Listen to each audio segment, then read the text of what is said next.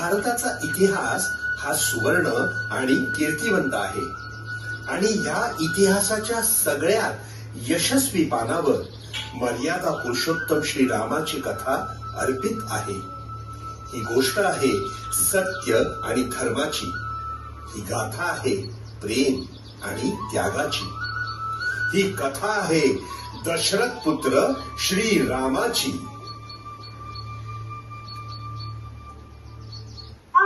काटा आणखी काटा. तू राजकुमारी आहेस जानकी. तुझी जागा महलात. काय माझ्यासोबत इथे जंगलात फिरत बसलीस? अजूनही वेळ गेलेली नाही. ऐक माझं, अयोध्येत पुन्हा जा. माझी जागा माझ्या स्वामींच्या हृदयात आहे. जिथे जिथे माझे स्वामी तिथे तिथे त्यांची गाणी.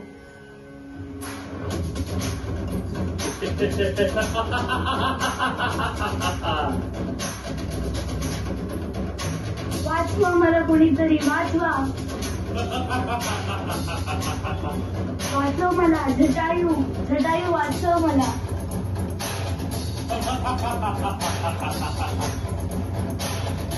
रावण, जानकी मातांना सोडून दे, नाहीतर.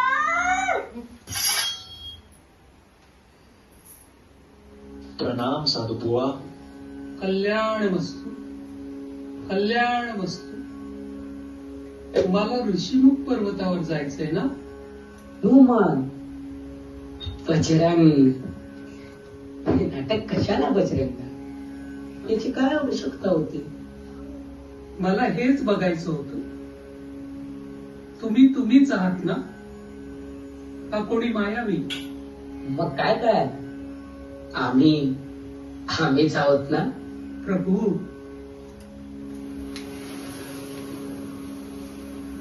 जा हनुमान, समुद्र ओलांडून जा.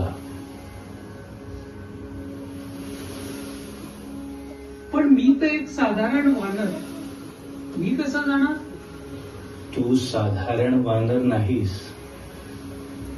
तुझ्यात शंकराची शक्ती, वायूचा वेग आणि सूर्याचं तेज आहे.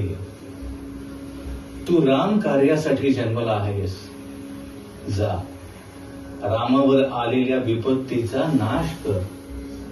जा, जानकीची माहिती घेऊन ये. गरुडा समान झेप घे मारुती, गरुडा समान झेप घे. जय श्रीराम.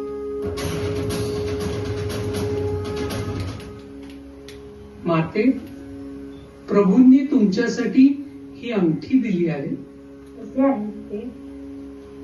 जसे बाणाविना धनुष्य, तसे आपल्या विना ते.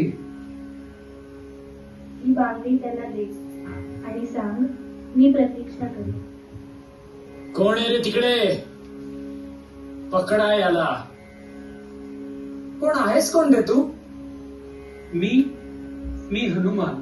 वानर आहेस? एका वानरासाठी सर्वात मानाची गोष्ट म्हणजे काय? त्याचं शेपूट.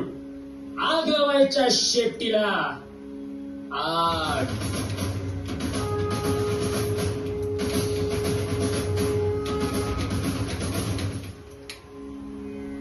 जानकी सुखरूप आहे, पण आपल्या प्रतीक्षेत आहे.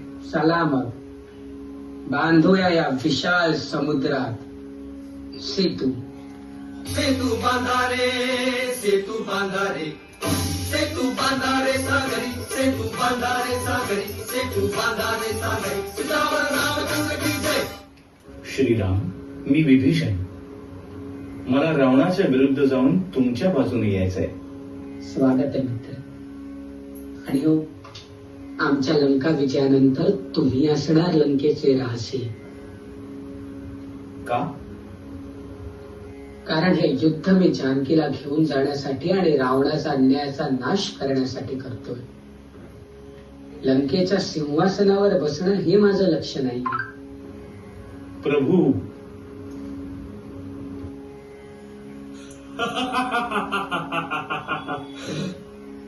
तूच का तो राम, प्रेम आणि त्यागाचं प्रतीक.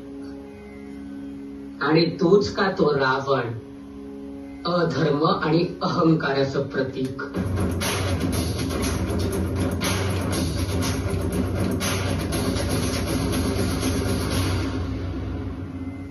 रावण, तू एक खूप चांगला राजा होतास. तू हुशार होतास. तू शंकराचा महान भक्त होतास. तू युद्धात सर्वात निपुण होतास. पण अहंकार आणि काम वासनेच्या ढगाने तुझ्या ज्ञान आणि बुद्धीच्या आकाशाला झाकलं होतं.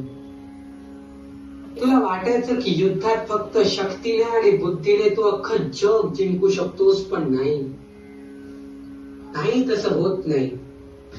जर मनुष्याला श्रेष्ठ व्हायचंय तर शक्ती आणि बुद्धी लागतेच, पण त्याचबरोबर चारित्र्य हे सर्वात महत्वाचं असतं.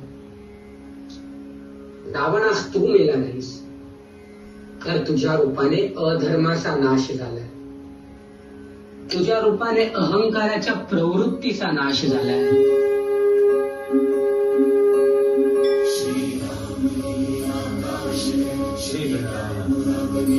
असे हे मर्यादा पुरुषोत्तम श्रीराम मनामनात आणि आमच्या प्रत्येक कृतीत अखंड ऊर्जित राहो.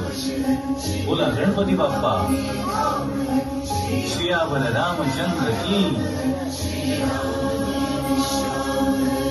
जग समाया नाम में जिस